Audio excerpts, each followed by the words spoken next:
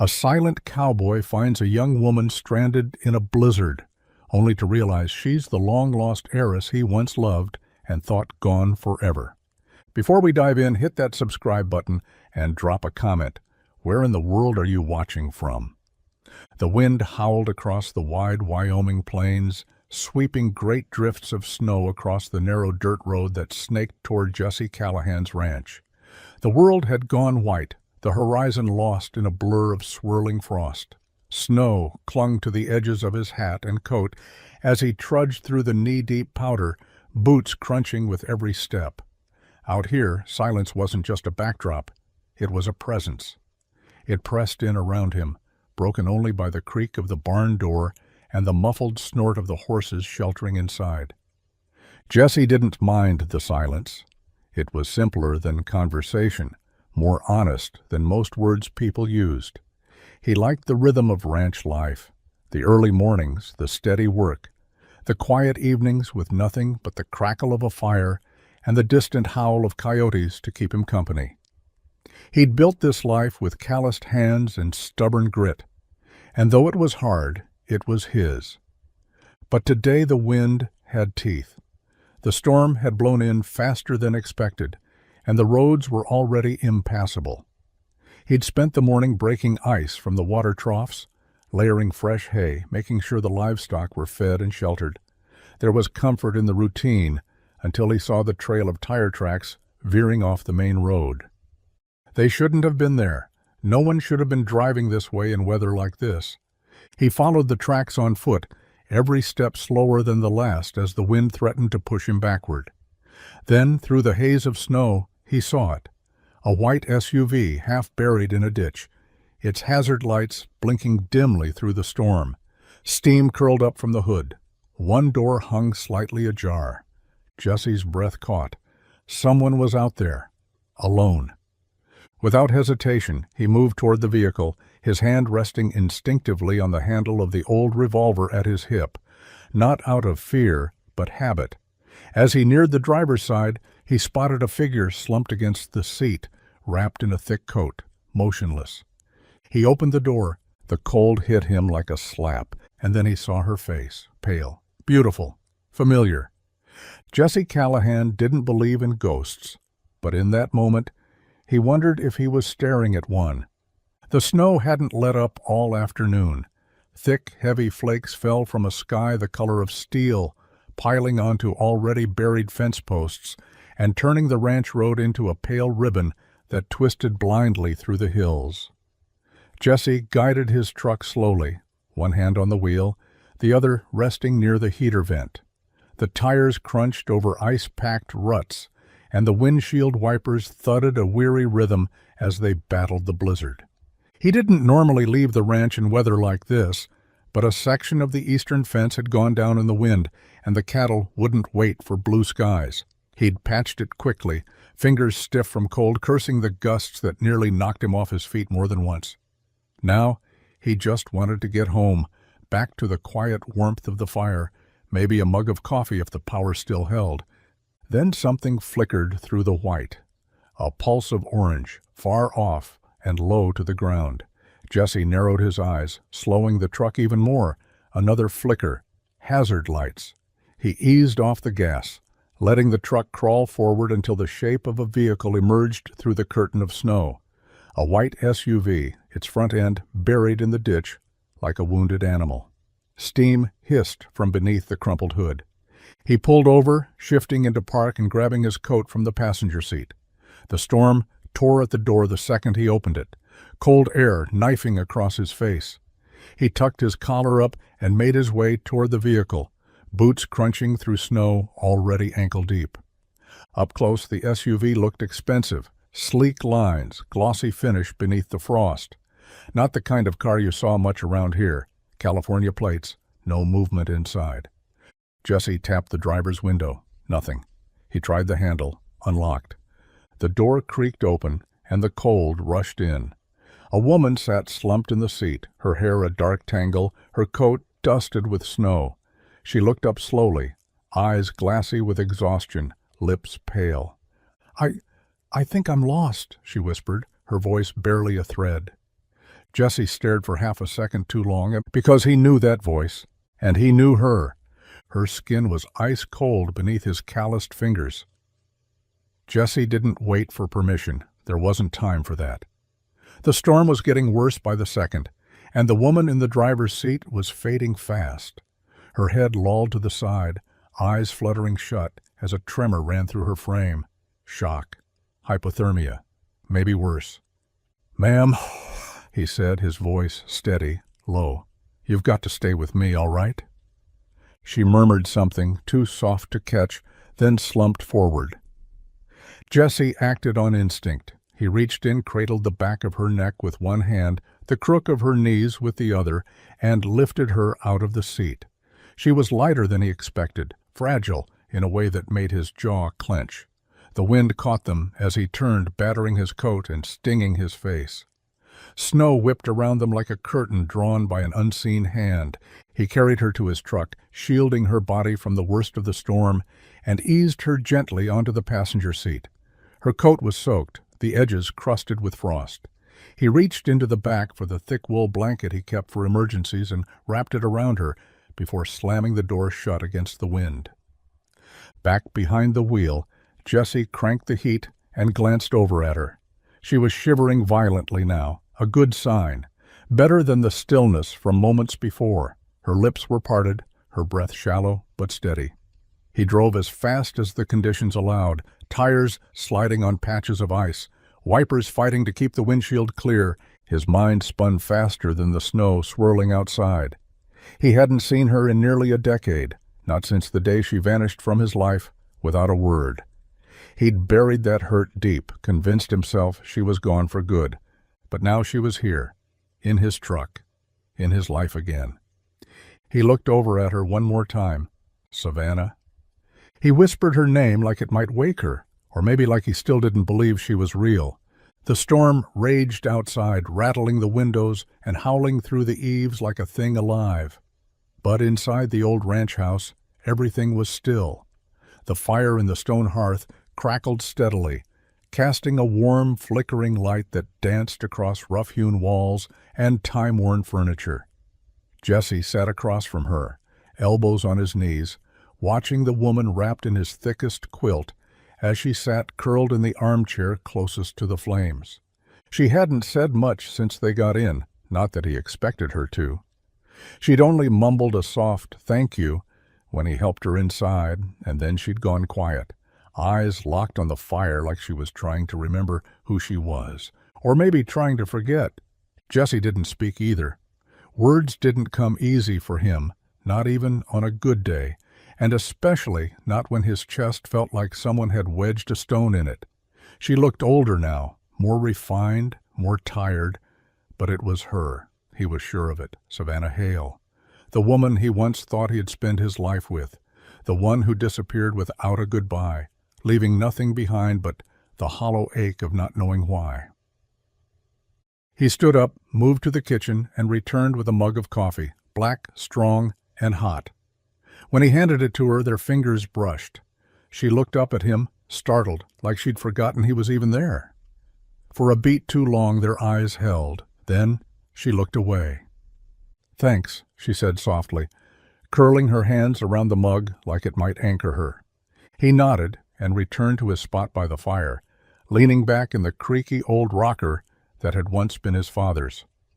Outside, the wind slammed against the side of the house, snow piling higher by the minute. They were snowed in now, no question about it. She wasn't going anywhere tonight. The silence stretched between them, thick with things unsaid. Memories neither wanted to unpack, questions Jesse didn't know how to ask. He should have demanded answers, should have said her name aloud, but instead he just sat there in the quiet, watching the flames and wondering how a ghost from his past had come back on a night like this. The firelight painted her face in soft, shifting shadows, catching in the curve of her cheekbones, glinting off the strands of damp hair that clung to her forehead. She hadn't said another word since taking the coffee, just sat there wrapped in the quilt like a woman trying to disappear into the fabric. But Jesse couldn't look away. He kept telling himself it couldn't be her. Not really. Maybe someone who looked like her. Sure. The world was big and coincidences happened. But then she shifted slightly, her eyes flickering toward him, and for a split second the mask slipped.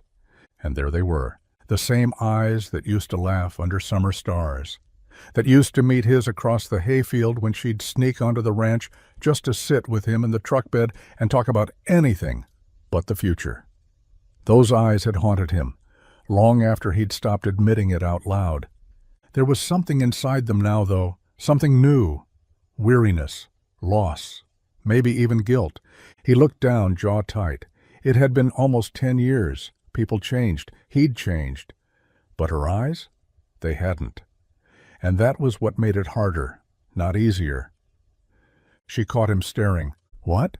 Her voice was quiet, cautious, but not cold. Jessie hesitated, swallowed. "You look like someone I used to know." A flicker crossed her face, too quick to read, but there. She looked down into her mug. People say that sometimes. Faces get familiar in strange ways. He didn't answer, just rocked slowly in the chair, the rhythm steady and slow. He wasn't a man who pressed when it wasn't welcome, and right now she was a woman wrapped in silence, hiding behind a name she hadn't given him yet. But still, he couldn't shake the feeling. The eyes didn't lie, and deep down, something told him, no matter what she said or didn't say, that Savannah Hale hadn't stayed buried in the past. Not completely. She was here now, flesh and blood, breathing the same air, and whether she wanted to admit it or not, she remembered him too. The storm had eased into a steady rhythm outside, no longer violent, just relentless. Snow still fell in thick, quiet sheets, blanketing the world beyond the windows. Inside, the fire had burned low, its glow softer now, more golden than bright. Jessie had added another log a few minutes earlier, the hiss and pop of sap filling the silence. She was watching the flames again, her features calm on the surface but tight around the edges, like a woman bracing for something. Her hands clutched the mug he'd given her, now half empty and long gone cold. "I guess I should tell you my name," she said finally, her voice barely louder than the wind slipping under the door. Jessie didn't move. He just looked at her, his stillness louder than any answer. She turned her head slightly and for the first time really met his eyes. "It's Savannah, Savannah Hale." The name landed like a punch to the gut, sudden, sharp, and impossible to ignore. Jessie's throat tightened. His fingers curled against the arms of the old rocker as memories rushed forward uninvited. He'd been right. All along he'd known it, hadn't he? Known it in the shape of her face, in the way her voice curled around a word like it was something fragile. But hearing her say it, it cracked something open inside him, something he'd sealed off a long time ago. She waited for a reaction, some kind of recognition, or maybe judgment. But Jessie didn't speak. He couldn't. All he could do was stare, as the years between then and now closed like a door slamming shut behind him. Savannah shifted uncomfortably, mistaking his silence for something colder. "I didn't expect to end up here," she added, her voice rougher now. "Didn't expect to see anyone who'd remember me." Jessie stood slowly, walked to the fireplace and stoked the fire with the poker, the embers sparking back to life. Then he turned, his eyes darker than before, heavy with things he wasn't ready to say. "I remember," he said quietly. And then he sat back down. The name still echoed in the room, fragile and sharp. Savannah Hale, back from the past, and now sitting just 10 feet away. The fire crackled, low and steady, but Jessie barely heard it. Her name still hung in the room, curling through the air like smoke he couldn't breathe past. Savannah Hale. 8 years and it still hit like a hammer to the ribs. She hadn't said anything else since the moment she named herself, and he didn't ask her to. Instead, he sat there in the chair his father once favored, staring into the fire, letting the weight of her presence settle like snow on the roof, quiet, cold, and heavy. His mind drifted, uninvited, back to the last day he'd seen her. She was supposed to meet him at the crossroads, where the gravel lane met the main road out of town. Her note had been clear. "Run away with me," she'd written in quick, excited scrawl. A duffel bag packed, A borrowed truck gassed up. He'd waited for hours, nerves twisted into knots, checking the road every time headlights flickered in the distance. But she never came. No goodbye, no call, no letter, just silence. At first he'd worried, really worried. Had something happened? Had her father finally followed through on his threats? Savannah's family didn't take kindly to the idea of her slumming it with the Callahan boy, the quiet one who worked horses and fixed fences and didn't speak unless it mattered. He wasn't legacy. He wasn't wealth. He wasn't enough. But then, after the worrying, came the waiting, and after the waiting, nothing but a slow, grinding ache that turned into anger, then into something worse, indifference laced with regret. He'd buried her name the way he'd buried dreams of building a life with her, house, kids, porch swing, Sunday dinners. All of it had faded over time, like something he'd imagined in a fever dream that never quite made sense afterward. And now she was back, in his home, in his life. Like the universe had decided to reopen a wound just to see what kind of man he'd become since. Savannah shifted in the chair across from him, the blanket slipping slightly from her shoulders. For a moment she looked like the girl he remembered, the girl who had kissed him in the hayloft, the girl who promised forever, and the girl who never said why she broke it. Jesse watched her carefully, like a man studying a wild horse, uncertain whether it was wounded or just dangerous. Savannah sat quiet, the quilt still pulled around her like armor, eyes trained on the fire but unfocused, as if she were watching something far away. Maybe she was. She hadn't looked at him since she said her name, and she hadn't called his. That was what struck him hardest. Not even a flicker of recognition. No startled gasp, no whispered, "Jesse?" Nothing. Just that soft, distant tone. Savannah Hale. So he said nothing. Let the silence do the talking. She'd always hated that back then, said he could go whole days without a sentence, unless it involved cattle or the weather. She used to tease it out of him with smiles, laughter, soft touches on his arm, back when her touch still meant something. Now she wouldn't even meet his eyes. Finally she spoke, voice flat and cautious. "This is your place?" He nodded once. "Has been for years." She gave a faint, non-committal hum. "Thanks for getting me out of the snow." Jesse leaned back in the rocker, arms folded, heart tight. She sounded like a stranger, looked like one too, in that polished coat and high-end boots. She didn't belong here, not anymore. But even as his chest coiled with old anger, something in him kept watching her. That same quiet part of him that had always known her moods, her silences. She was hiding something. Whether it was fear, shame, or just the truth, he couldn't tell. But it was there. "You said your name's Savannah," he said evenly, not letting emotion bleed into the words. "Don't recognize me, do you?" She blinked slowly, and for a second, just a second, there was something like panic in her eyes.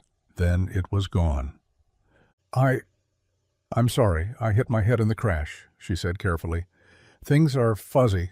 Faces, places, I'm not sure." Jesse let out a slow breath through his nose. "Liar," part of him whispered. Or maybe she wasn't. Maybe she really didn't remember the boy she once promised to love. Either way, the truth was clear as the wind outside. They were strangers again. The snow had slowed to a quiet drift by morning, but the cold clung to the air like it had settled in for the long haul. Jesse left Savannah asleep on the couch, the fire still going strong, her breath soft and steady beneath the quilt.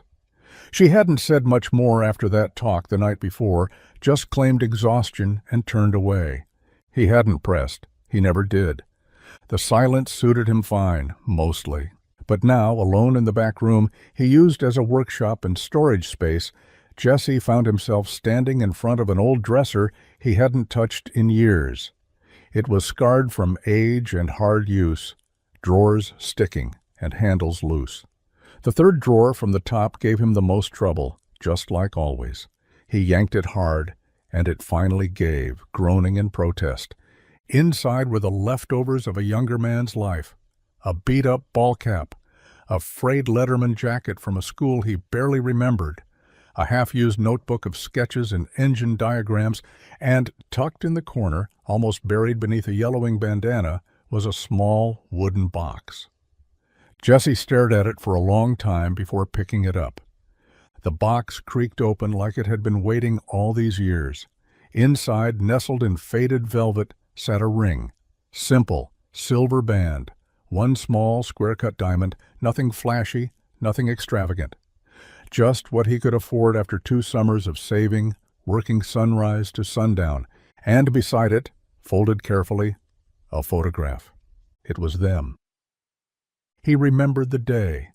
She'd leaned into him on the tailgate of his old truck, both of them smiling like they had forever stretched out ahead.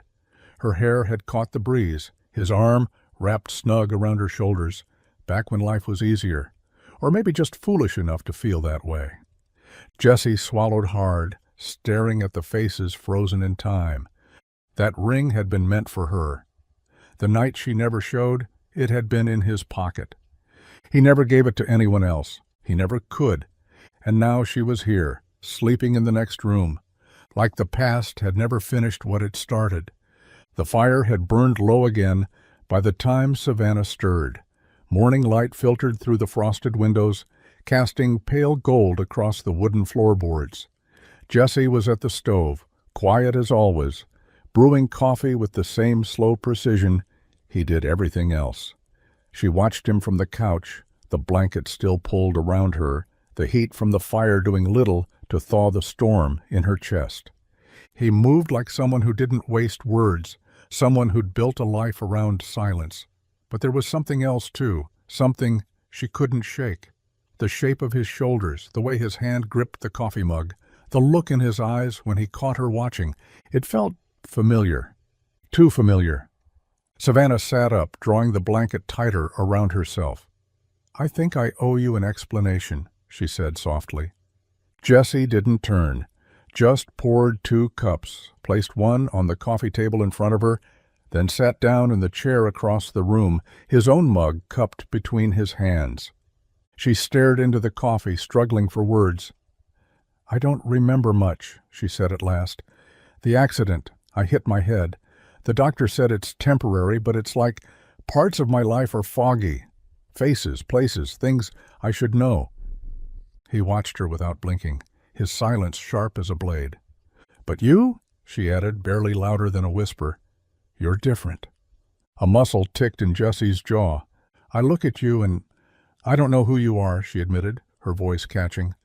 "But something about you, your voice, your eyes, it feels like I should, like I did, once."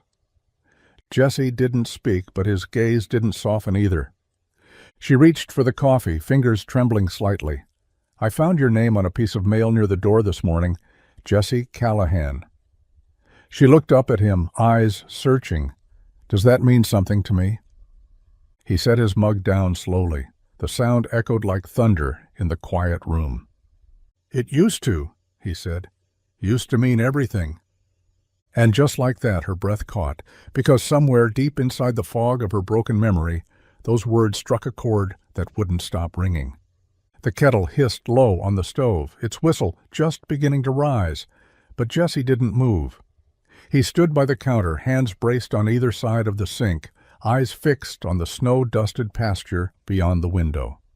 Behind him, Savannah sat at the table, staring into her untouched cup of coffee, her fingers tracing the rim like it might hold the answers she'd lost. "I remember," she said finally, so quietly it barely carried. Jessie turned his head just enough to let her know he was listening. "Not everything," she added, voice brittle, "but pieces. Enough." He came back to the table and sat across from her, leaning forward, elbows on the wood. His eyes were steady, waiting. Savannah swallowed, her throat tight. "The night I was supposed to meet you, I was going to. I had my bag packed. I was halfway down the stairs." She paused, drawing in a shaky breath. "Then my father was there, waiting." Jessie's jaw clenched. "He'd found the ring," she whispered. "He knew. About us. About everything." She looked up at him then, and the shame in her eyes hit harder than any lie ever could. "He threatened you," Said he'd ruin you, Jesse. Said he'd destroy your family, your land, your whole life if I didn't end it. Jesse's breath caught, his shoulders stiffening. You believed him? Savannah nodded, eyes glistening. I knew he could. He'd done worse to people with less to lose. And you had your ranch, your pride, your name. I couldn't let him touch that, so I left. Jesse sat back slowly, the chair creaking beneath him. It was like someone had knocked the air out of his lungs. All those years, he'd believed she'd chosen to walk away, that she'd gotten bored or scared or just changed her mind, but this was something else entirely. You could have told me, he said, voice low, raw. I wanted to, she whispered, but I thought if I said goodbye, I wouldn't be strong enough to stay away. Silence stretched between them like wire, thin and taut, dangerous. And in that silence, Jesse realized the truth wasn't just painful. It was worse than being left behind. It was knowing she never wanted to go. The fire had burned down to glowing embers again, soft orange light casting long shadows across the kitchen. Jesse sat at the table, hands clasped loosely in front of him, as Savannah paced the worn hardwood floor.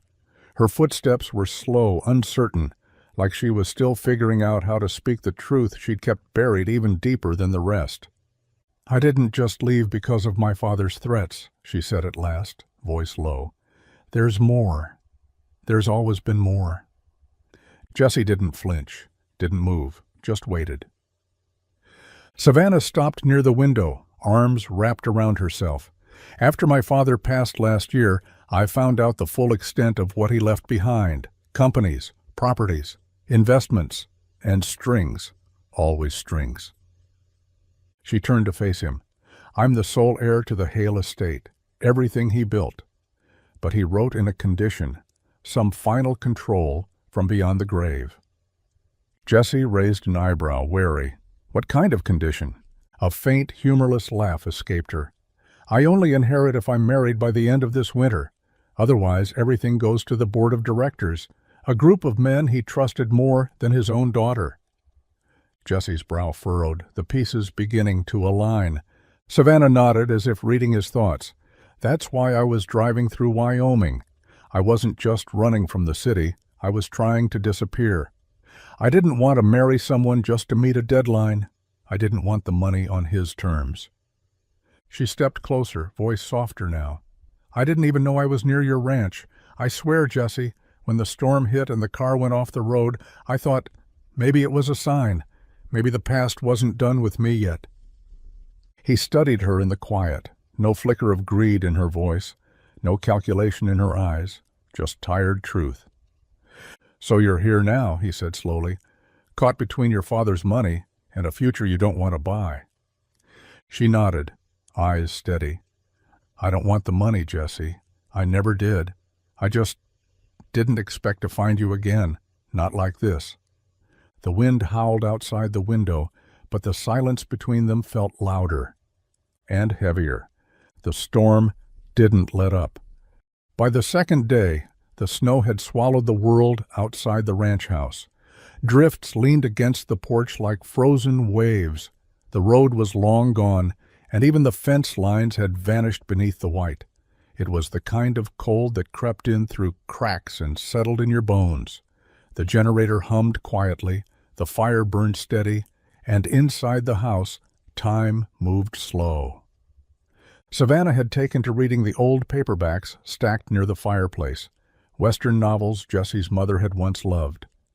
She didn't say much, just curled up in the corner of the worn couch with a blanket draped around her shoulders. Jesse moved through his routines with quiet precision, feeding the horses, checking the generator, chopping wood, when the wind eased just enough to let him breathe. They spoke in fragments, short exchanges over coffee or dinner, passing thoughts in the hallway. It wasn't cold between them, just cautious, like two people tiptoeing around something fragile. Once she caught him watching her while she stirred soup on the stove. Their eyes met for a moment too long, and then she looked away, pretending she hadn't felt the weight of that stare. That night, they sat across from each other in the living room, firelight casting shadows on the floor between them. "You always live this quiet?" she asked softly, her voice almost lost beneath the crackle of burning logs. Jesse looked up from his mug. "Quiet's easier than most people." Savannah nodded slowly. "I used to think that too. Now I'm not so sure." A beat passed. Then another. "It's strange," she added, eyes distant, "being here, with you. Feels like we're the same people, but not. Like I know the shape of you, but not the details anymore." Jesse didn't answer right away. When he did, his voice was steady, low. "You're not the only one trying to remember how to feel." They didn't speak after that, but the silence had changed, less like a wall, more like a thread pulling taut between them. They were still strangers in some ways, but something was shifting. And deep down, they both knew this snow wasn't the only thing they were trapped in. The snow had softened by morning, falling in lazy flakes that drifted past the windows like whispers. The world was still white, still quiet, but something in the air had changed. The sharpness was gone, replaced by a hush that felt almost reverent. Inside, the ranch house was warm and still, the fire crackling low, the scent of coffee lingering in the kitchen. Jesse stood by the back hallway, his hand resting on the doorknob that had remained untouched for years. Savannah was behind him, hesitant, curious. He didn't speak for a moment, just stared at the door like it was something he'd forgotten how to open. Then he turned the knob and stepped inside. The room was small, unfinished. The walls were half-painted a soft, pale green that had faded with time. A rocking chair sat near the window, its cushion worn but untouched. A crib, only partly assembled, stood in the corner, still waiting for the final pieces that had never come. Savannah stepped in behind him, her breath catching. "I started this the summer after you left," Jesse said quietly, voice rough at the edges. "Thought maybe if I stayed busy, it'd hurt less." She turned slowly, taking in the tiny shelf of picture books, the unopened box of baby clothes, the mobile, still wrapped in plastic. "I didn't know," she whispered. "You weren't supposed to," he said, then exhaled. "We didn't. It wasn't planned. I found out 2 weeks after you vanished. You were gone, and I didn't know where to send the words." Savannah's eyes burned, her throat tightening. "You were going to be a father." He nodded once. "Would have tried to be." She stepped closer to the crib, brushing her fingers lightly across the railing. "Was it a boy or a girl?" "Girl," Jesse said, barely above a breath. "Emily." Savannah turned to face him, tears slipping quietly down her cheeks. "I would have come back if I'd known. God, Jesse, I would have found a way." He didn't speak, just looked at her with eyes full of things too deep to say. And in the unfinished nursery, surrounded by what could have been, the weight of the past pressed between them like the snowfall outside, soft but inescapable. It was late. The fire had burned down to glowing coals, and the house was quiet except for the occasional groan of the wind pressing against the walls. Savannah couldn't sleep. The weight of the day, of the memories, of Emily's name, still ringing like a bell in her chest, made rest impossible.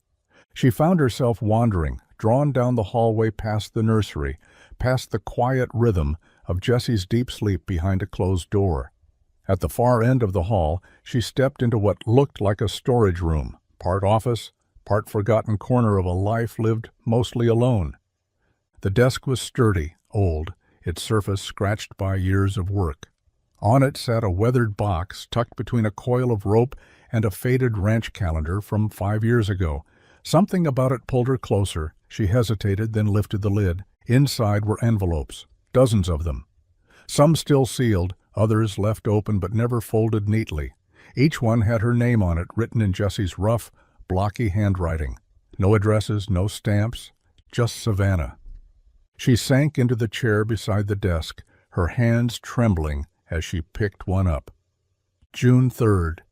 You were supposed to be here by now. The truck's full of gas. I sat at the turnoff for 2 hours thinking maybe you got caught up or changed your mind. I'm trying not to think the worst. Maybe you're scared. Maybe I am too. Another, July 17th. Your father came by the ranch yesterday. Didn't say much. but his smile was enough. I think he knew I was still waiting for you. I hate that he gets to look at me like that. I hate that I'm still hoping. Letter after letter. Pain and confusion poured out in ink, raw, unfiltered, and heartbreakingly honest. October 5th. I started building a crib. I don't know why. Maybe it's stupid. Maybe it's a kind of goodbye I don't know how to give. Savannah covered her mouth, a sob slipping out before she could catch it. He had loved her in the silence. He had waited in the quiet. And he had written to her like she was the only home he ever had. The letters blurred as tears fell, one after another.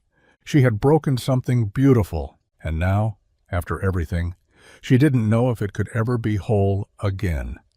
The sun broke through the clouds for the first time in days, spilling gold across the snow-blanketed hills and painting the world in soft, blinding light. The storm had passed finally, leaving behind silence and a landscape untouched, glittering like glass. Jesse stood by the edge of the frozen lake that stretched out behind the old barn, his breath curling into the air. He held a pair of battered skates in one hand, not because he planned to use them, but because it felt like something from another life, back when winters weren't so quiet and hearts didn't carry so much weight.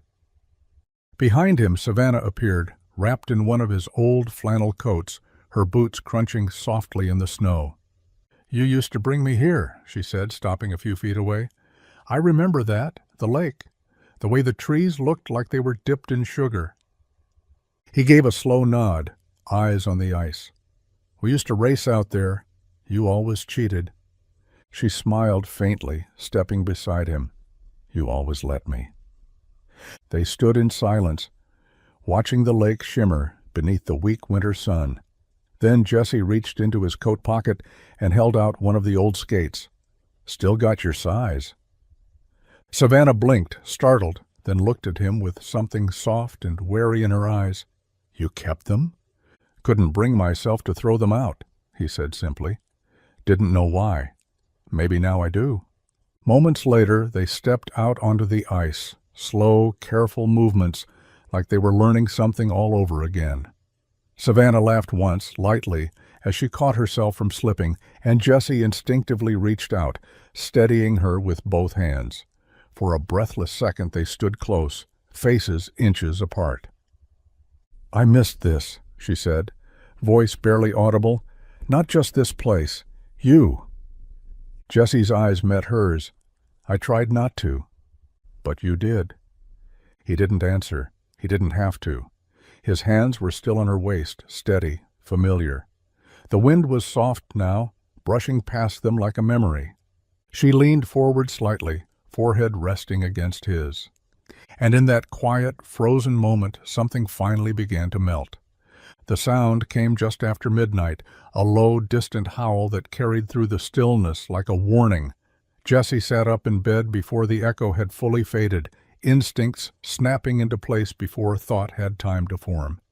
He was already pulling on his boots by the time the second howl rang out, closer now, sharper. From the other room, Savannah's voice called, soft but tense. "Jesse?" "They're near the cattle," he said, grabbing his rifle from the rack by the door. "Wolves." She didn't hesitate. A moment later, she appeared in the hallway, jacket half-zipped, flashlight in hand.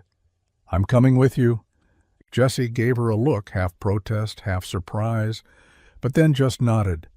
He didn't have time to argue, and truth be told, something about the way she stood there, steady, determined, felt right, like old memories slipping into new skin.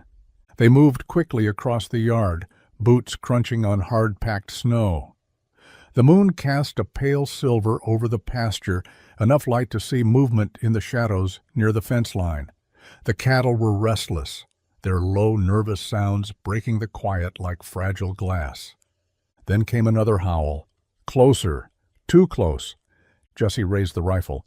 "There," he said, pointing toward the edge of the tree line. Eyes gleamed back at them, yellow, sharp, and unafraid. Savannah stepped beside him, holding the flashlight steady. "It's a big pack." "Too big," Jesse muttered. One of the wolves lunged toward the fence, and the herd stirred, pressing back in fear. Jesse fired a warning shot into the air, the crack echoing like thunder. The wolves hesitated, circling, but didn't retreat. "They're hungry," Savannah said, voice tight. "Desperate." "So are we," Jesse replied grimly. He fired again, closer this time, and Savannah flicked the light back and forth to keep the animals disoriented. After a long, tense moment, the wolves finally scattered, disappearing into the trees like smoke. Silence settled again, just their breath in the cold air.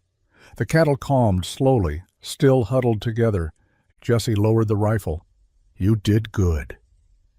Savannah looked at him, cheeks flushed from the cold and adrenaline. "So did you." And as they stood together in the moonlight, shoulders brushing, hearts pounding, it was clear they weren't just protecting the ranch tonight. They were learning how to protect each other again. The storm had passed, and the ranch was quiet again, blanketed in a soft hush that only snow could bring. The world outside was still, but inside the old house, warmth clung to the walls and the scent of pine wood lingered from the fire. Evening had settled in, soft and amber, and Savannah found herself in the kitchen, folding dish towels just for something to do with her hands. From the living room, Jesse's low voice drifted in, steady, quiet, and low like it always had been when he thought no one was listening. She paused, listening harder. It was a melody. Familiar. A tune hummed more than sung, wrapped in a rhythm that reached past years and miles. Her breath caught before she even realized why. The lullaby. Her mother used to hum it when she was small, before the world turned sharp and brittle. But more than that, Jesse used to hum it too. Back when they were kids, sitting by the lake under the stars. She'd told him once how it soothed her, how it reminded her of being safe. And he remembered, even then. Savannah dropped the towel and stepped softly toward the living room, the sound pulling her like a thread.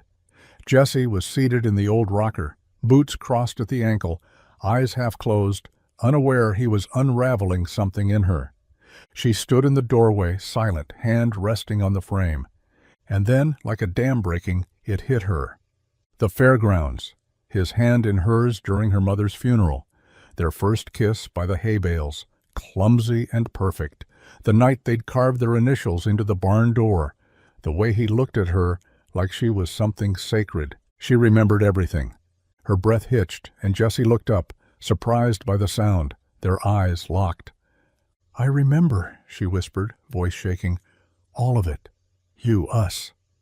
Jesse didn't move, didn't speak, but his eyes softened in that way she'd always known, that way that used to feel like home. Savannah stepped closer, her heart wide open. "I never stopped loving you, Jesse, not for a second." And in that moment, the years between them fell away, replaced by something timeless, something true. Love, never forgotten. Love, finally remembered. The wind had stilled outside, and with it came a rare, full quiet. Not the uneasy kind that hung between people who didn't know what to say, but the deeper kind, the kind that followed truth. Savannah sat on the couch, knees drawn to her chest beneath the worn quilt, firelight flickering against her face. Jesse sat in the old armchair across from her, elbows resting on his thighs, watching her the way a man watches the edge of a cliff, knowing he could fall again at any second. "I need to tell you everything," she said quietly, voice frayed around the edges. Jesse didn't answer, just waited. Savannah took a breath, and the words came slowly, like stones lifted from a deep, cold well. "My father knew about us long before I told him," she said. "He had me followed, read my messages. He knew we were planning to leave together." Jesse's jaw tightened, but he said nothing. "He called me into his office the night before we were supposed to meet," she continued. "He poured a drink like it was any other night, sat across from me like he hadn't already decided how the rest of my life was going to go." She looked at Jesse then, her voice trembling. "He said if I didn't disappear, if I didn't leave you without a word, he'd ruin you. Said he'd take your land, your family's name, everything. He had the money, the reach, the lawyers. I believed him, and I was scared. Jesse's eyes darkened, not with anger, but something heavier, grief that had never had a place to land until now. "I thought I was protecting you," she said. "I thought if I left, he'd lose interest, that he wouldn't come after you if I wasn't in the picture. I packed a bag that night, but instead of coming to you, I got on a plane. He'd already booked the ticket." Her voice cracked. "I hated myself for it every day." Silence followed, thick and aching. Jesse stared into the fire, his fingers curling loosely around the edge of his chair. "You should have told me," he said, low and steady. "I know," she whispered, "but I thought walking away was the only way I could keep you safe." Jesse looked at her then, and for the first time, she didn't see blame in his eyes. Just pain, and maybe, beneath it all, a flicker of something that still hadn't died. The sun was just beginning to set, casting long shadows across the snowy fields as Jesse made his usual rounds. The storm had passed days ago, but the cold still bit deep, the kind that settled in and stayed a while. He walked the fence line with a practiced eye, checking for breaks, loose wire, or signs of wildlife. But something felt off. The tracks near the far gate weren't from cattle or deer. These were boot prints, too clean, too recent. He crouched down, touched the compressed snow, fresh, within the last few hours. Jesse stood, scanning the tree line. Nothing moved, but the feeling in his gut coiled tight. He wasn't the kind of man to jump at shadows, but he trusted his instincts, and right now they were telling him someone had been watching. Back at the house, Savannah was in the kitchen, humming softly to herself as she stirred something on the stove. Jesse walked in without a word and set his rifle by the door. She turned, caught his expression, and stilled. "What is it?" "There were tracks by the north gate, Judd," he said, "too deep in for a lost hiker or someone passing through." Her face paled. The spoon in her hand clattered into the pot. "No," she whispered. "He wouldn't." Jesse stepped closer. "Who?" She swallowed hard. "My uncle, Gerald Hale. After my father died, he was supposed to step back from the company, let me take control. But he fought it. Hired lawyers, tried to prove I was unstable. That's when the inheritance clause showed up, hidden in the paperwork. He said it was my father's final wish, but I think—" "You think it was him all along," Jesse finished. She nodded. "If I don't marry by the end of winter, the estate goes to him. And he'll do anything to make sure that happens, including making sure I vanish again." Jesse's jaw tightened, the muscle twitching beneath the skin. "He's following you." "Or watching you," Savannah said quietly. "He knows about you now, that I'm here." For a long moment neither of them spoke. Then Jesse turned toward the window, eyes sharp, voice steady. "Let him come." The cowboy was done waiting in the dark. This time he'd fight for what mattered. The calendar on the kitchen wall hadn't meant much to Jesse in years, just a place to mark down cattle vaccinations, hay deliveries, the occasional supply run into town. But now, every red X felt like a clock ticking louder with each day that passed. Savannah stood in front of it, arms folded, eyes locked on the circled date. February 28th, her birthday, and the last day she could claim her father's inheritance. The last day she could take back control from the men who thought they could run her life, even from the grave. "You've got 12 days, Jesse said from behind her, voice low but firm. "Then what?" She didn't turn to face him right away, just stared at the date like it might disappear if she looked hard enough. "Then everything goes to Gerald, the board, the lawyers, all of it." Jesse leaned against the doorframe, arms crossed. "What happens if it does?" "I lose more than money." Her voice was soft. "I lose my father's legacy, the people who work for that company, the promises I made to them before I ever knew what was in the will." He studied her, the way her shoulders tensed just slightly, like she was holding up more than just pride. "And the only way to stop it is to get married." She turned now, meeting his gaze. "Legally married, yes. Before midnight on my birthday. With proof. Paperwork. Witnesses." Jesse didn't flinch. "That why you came here? hoping I'd agree to help?" "No," she said quickly, a flicker of shame in her voice. "I didn't even know I was coming to you. I just ran. I was trying to disappear from it all, not drag you into it." Silence fell between them, but this time it wasn't sharp. It was heavy, honest. "I'm not asking for a favor, Jesse," she added, quieter now. "I'm not asking for anything. I just wanted to be somewhere that felt real, somewhere I didn't have to pretend." Jesse nodded slowly, his jaw tight, his eyes unreadable. 12 days, he said again. And though neither of them said it, they both knew. Time was running out, and hearts weren't the only things on the line. The sun had dipped below the ridge, casting long shadows across the snow-draped fields. The ranch had gone quiet again, tucked into the hush that always came with nightfall. Savannah stood on the porch, arms wrapped around herself, eyes scanning the fading horizon. Her breath clouded the air in soft bursts, her mind spinning faster than the wind, curling through the trees. 12 days, now 11. The deadline pressed on her like a weight she couldn't shrug off, no matter how far she ran or how close she stood to Jesse. She didn't hear him approach, just felt the boards creak beneath his boots, and then the familiar warmth of him standing beside her. He didn't speak, didn't ask questions, didn't demand explanations. That wasn't his way. But he had a presence, quiet and grounded, and when he was near, everything else seemed to slow down. "I don't want you to feel trapped," she said softly. "I won't use you to fix something I never meant to drag you into." Jesse didn't answer right away. He just looked out at the fields, snow glowing pale under the moonlight, as if trying to decide whether words were worth it. Then, without ceremony, he reached into the pocket of his worn flannel jacket and pulled something out. A small velvet box. Savannah's breath hitched. He didn't open it, didn't get down on one knee, just held it out to her, resting in the calloused palm of his hand. She stared at it, then at him. His face was still, unreadable. But his eyes, they said everything. The pain he'd carried, the hope he'd buried, the love that had never really left. Her hand trembled slightly as she reached out and took the box, fingers brushing his. Slowly she opened it. Inside, the same ring he'd once bought with 2 summers of hard work. Simple, honest, unchanged. "I kept it," Jesse said, his voice low, almost rough. Tears welled in her eyes, unspoken emotion crashing in waves beneath her ribs.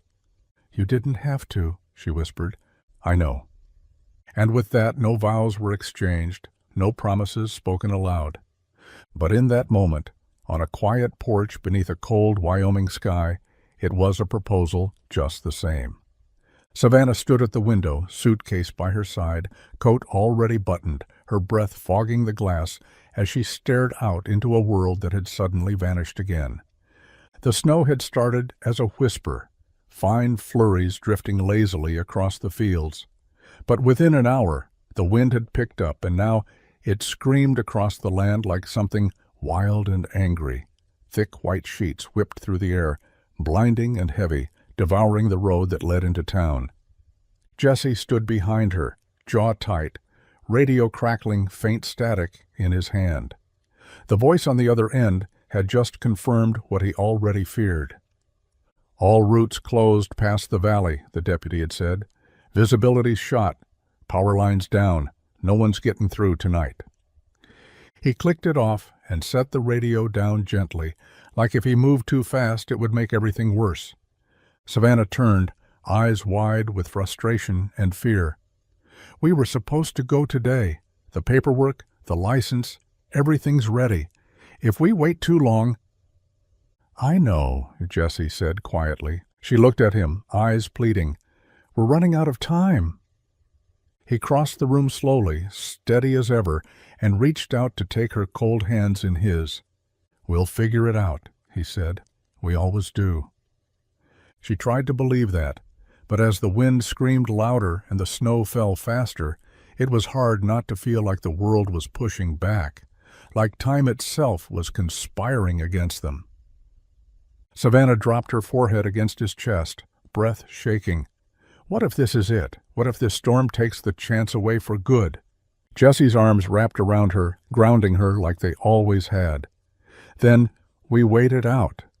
And when the sky's clear, we finish what we started. Outside, the snow kept falling, relentless and silent. Roads buried, plans delayed. But inside there was warmth, a fire. Two people standing in the quiet, holding fast to something that couldn't be undone by wind or time. They were trapped again. But this time, they weren't alone. The storm pounded the roof with relentless force, wind howling like it was trying to tear the past off the walls. Snow pressed against the windows in thick, ghost-like swirls, turning the world outside into a blur of white and noise. But inside the old ranch house, everything was still. Savannah sat cross-legged on the couch, wrapped in an old quilt, her eyes reflecting firelight and something deeper, fear, maybe, or doubt, or hope, fraying at the edges. Jesse stood across from her, leaning against the mantel, hands tucked into the pockets of his flannel shirt, staring into the flames like they might speak first. The silence stretched, full and heavy. She broke it. "Say something." He looked up slowly, eyes locking with hers. "You think I don't want to?" His voice was quiet but thick with something that had waited too long to surface. "You think I haven't spent years trying to figure out what I'd say if I ever saw you again?" Savannah blinked, breath caught somewhere between a sob and a question. "I was angry," Jesse continued. "When you left, hurt. But more than that, I was scared, because I didn't just lose you. I lost what we were building. I lost us. And I never knew why. I didn't get to fight for you. I didn't get a chance to hold on." She stood slowly, heart pounding. "I kept quiet because it hurt too damn much to speak your name," he said, voice deepening. "But I never stopped loving you, Savannah. Not for a day. Not even when I tried to." The words landed like thunder in her chest, louder than the wind, louder than the storm. He stepped closer, every inch a man who didn't speak unless it mattered. "I loved you when you were gone. I loved you when I thought you forgot me. I love you now, with snow falling outside and your hair messy and your heart still half-guarded." Savannah's tears came then, quiet and full. "You still mean it?" He nodded, a small, sure thing. And with the storm raging outside, she crossed the room and kissed him, like it was the only thing keeping her upright. Because sometimes love doesn't have to shout, but when it finally speaks, it's louder than anything. By morning, the wind had died. It didn't stop, just softened. The sky was still a heavy gray, but no longer the kind that threatened to collapse. Instead, it hung low and quiet, as if the storm had finally exhausted itself. Outside the ranch house, snow lay deep and untouched, blanketing the world in silence. A new kind of silence, the kind that follows survival. Jesse stood on the porch with a thermos in one hand, his breath rising in slow clouds. He scanned the horizon like a man used to waiting, used to watching the weather decide the course of his life. And for the first time in days, the road looked passable. Not safe exactly, but open. Inside, Savannah buttoned her coat with shaking fingers, her nerves twisted tight.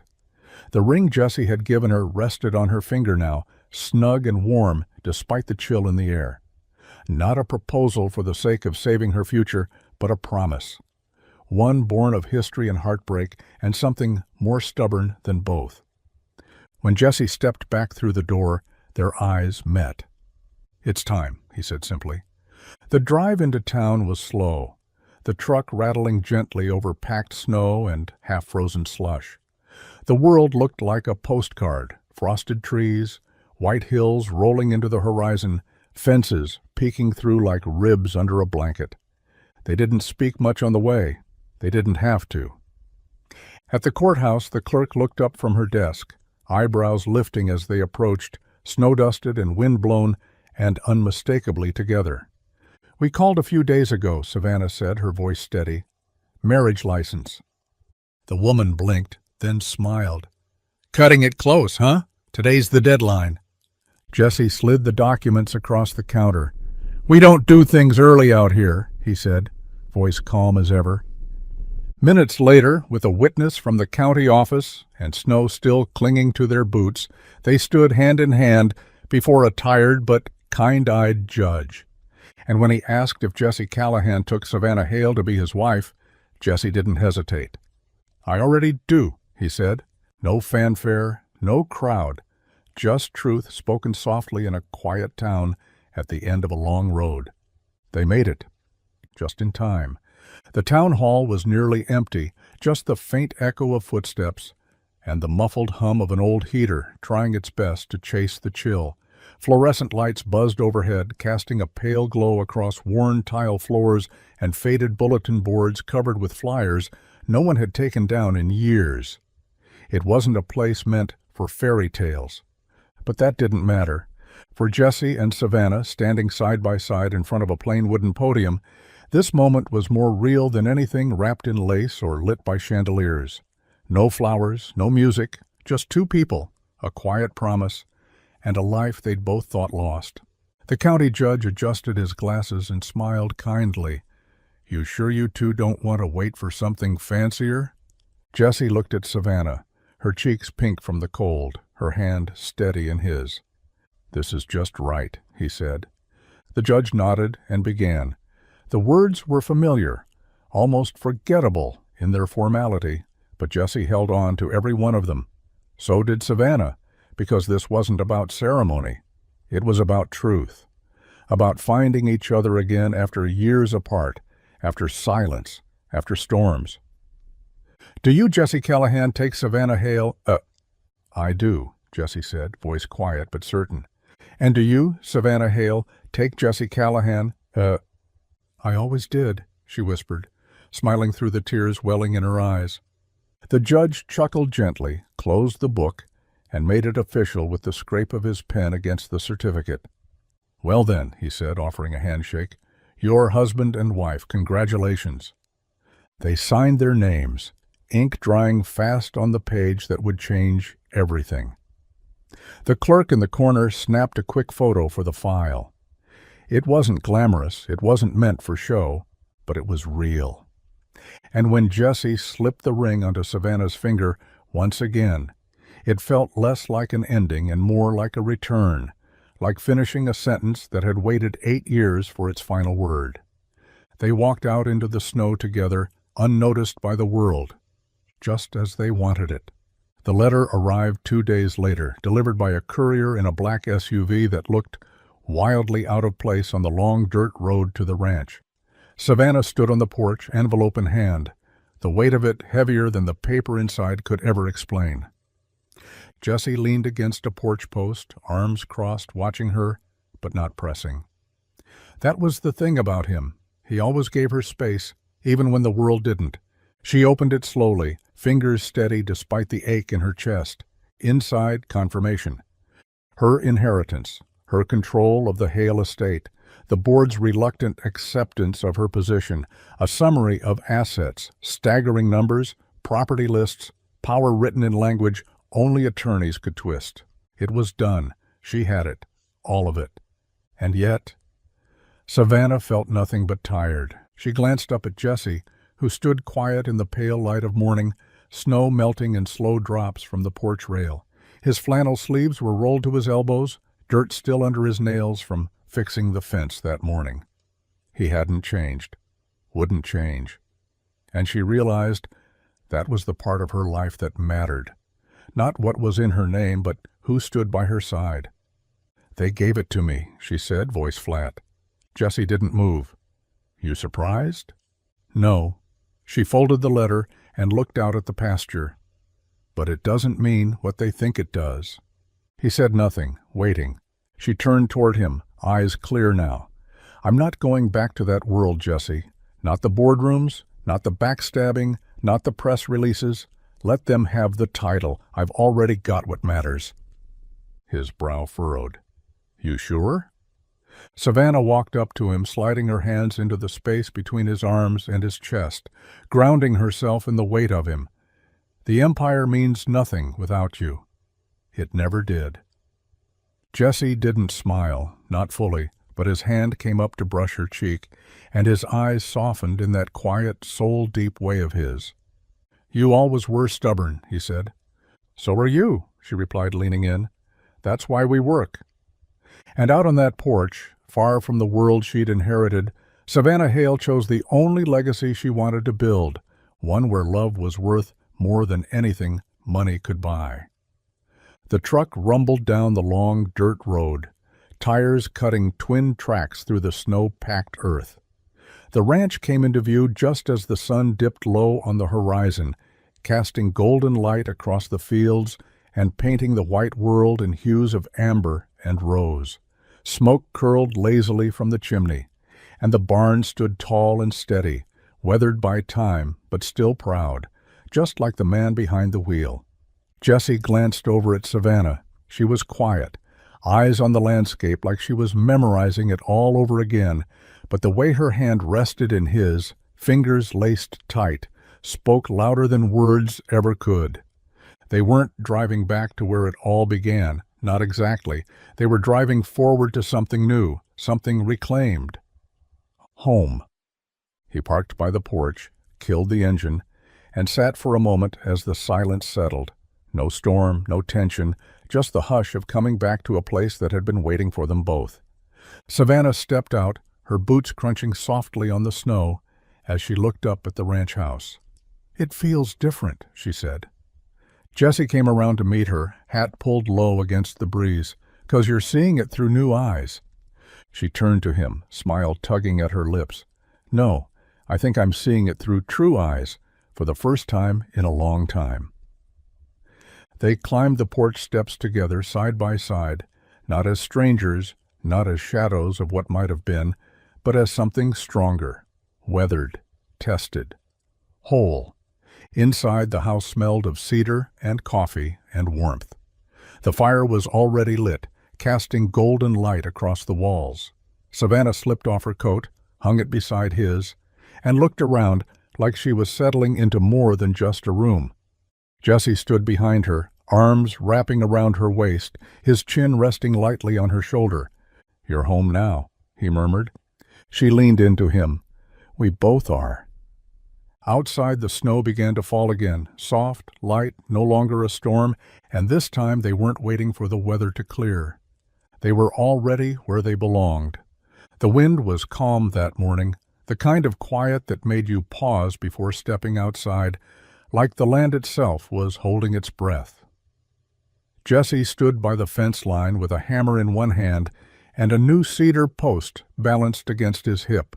The earth was still hard beneath the snow, but not frozen through, just enough give to make the work slow and steady. Just the way he liked it. He dug in the post, tamped it down, and began securing the rail with practiced ease. Fence work was honest, no guessing, no mind games. You put something broken back together, and when you were done, it held strong. Didn't matter what came next.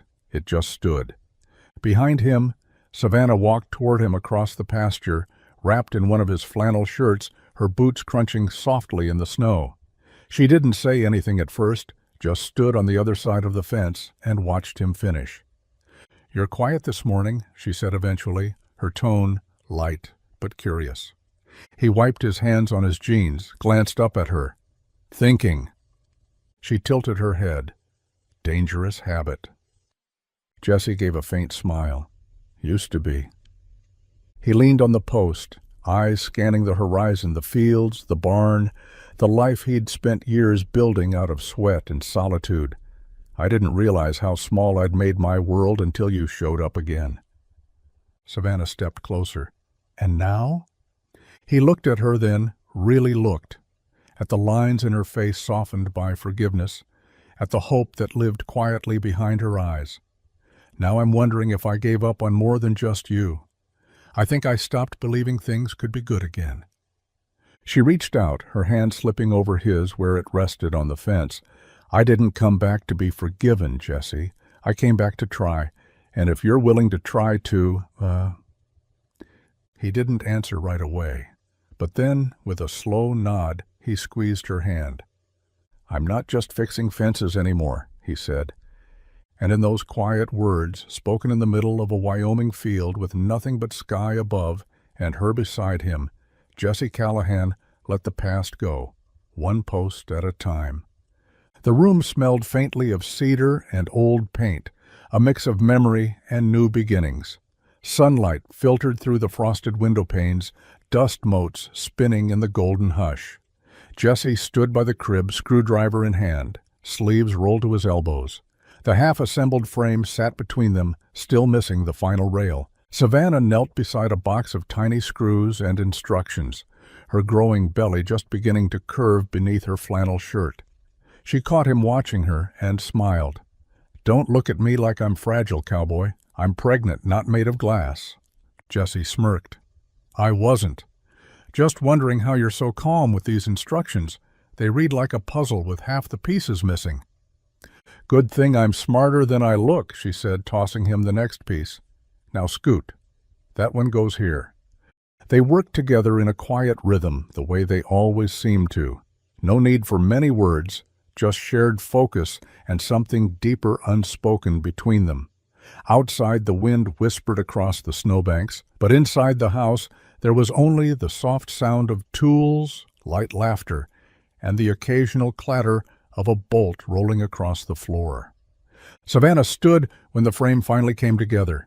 She ran her hand over the smooth wood, her fingers brushing the small etched detail Jesse had carved into the side. A pair of initials. E.C. "Emily Callahan," she whispered. Jesse came up behind her, resting his hands gently on her shoulders. "That name's had a home here for a long time." She turned, eyes wet, but smiling. "And now it has a heartbeat." He reached down, one calloused hand resting on the gentle swell of her stomach. "I didn't think I'd ever build this room," he said. "Thought it'd stay unfinished forever." Savannah leaned into him, her voice soft. "It was waiting, like we were." The crib stood solid now, not just a piece of furniture, but a promise made in wood and hands and second chances. A place waiting for new cries, new dreams, new life.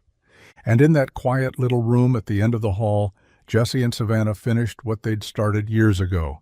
Not just a nursery, a home. The snow came early that year, soft and heavy, blanketing the land in silence.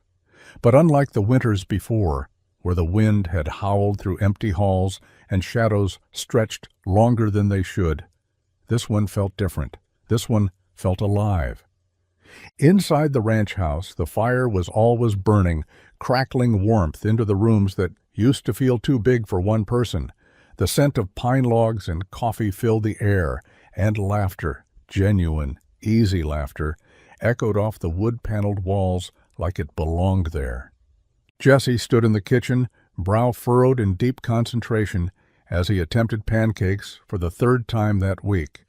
Savannah sat at the table, one hand resting lightly on her growing belly, the other cradling a mug of tea as she watched him with amusement. "Don't flip it yet," she warned, grinning. "I got this," Jesse muttered. The pancake hit the pan with a splatter that made them both laugh, loud and full. Later, they bundled up and walked the fence line together, Jesse's arm draped over Savannah's shoulder, their boots crunching through fresh snow. He pointed out where the foxes had passed, where the cattle huddled beneath the lean-to, and where the pond had frozen just enough for skating. She listened, leaning into his warmth, their silence comfortable and full. Nights were slow and golden, blankets, board games, late-night stories whispered by the fire. Jesse began reading aloud from old books she'd found in the attic, his deep voice steady and soft, his words wrapping around her like a second quilt. The pain didn't vanish, the past didn't forget itself. But something in the quiet of this winter healed them both. Forgiveness settled like the snow, soft, steady, building something beautiful with time. On Christmas morning, Savannah gave Jesse a small hand-carved sign, "The Callahan family, est this winter." He didn't say much when he opened it, but she saw the way he traced the letters with his thumb, eyes a little shinier than usual. This wasn't the life they planned, but it was the life they built, together. And in the stillness of their first winter as husband and wife, love took root in every snow-covered corner of the ranch. The sun was setting slow behind the western ridge, painting the snow-covered pasture in soft strokes of gold and rose. The sky stretched wide and open, endless in that quiet Wyoming way. Jesse sat on the porch swing, one hand wrapped around a mug of black coffee, the other resting across the worn wood rail. The boards beneath him creaked with each gentle sway, a sound he'd grown used to, like the wind through fence posts or the hush of horses in the barn at dusk. Inside he could hear Savannah humming as she sorted baby clothes in the nursery. The sound drifted out through the open window, light and low, like a melody from another lifetime. He took a slow sip, gaze fixed on the horizon, and let the weight of it all settle in his chest. For so long he'd thought she was gone, truly gone, not just out of reach, but lost in that cruel way life sometimes takes people without asking. There were nights he'd stood right here on this very porch, watching that same stretch of land, wondering if he'd ever stop missing her.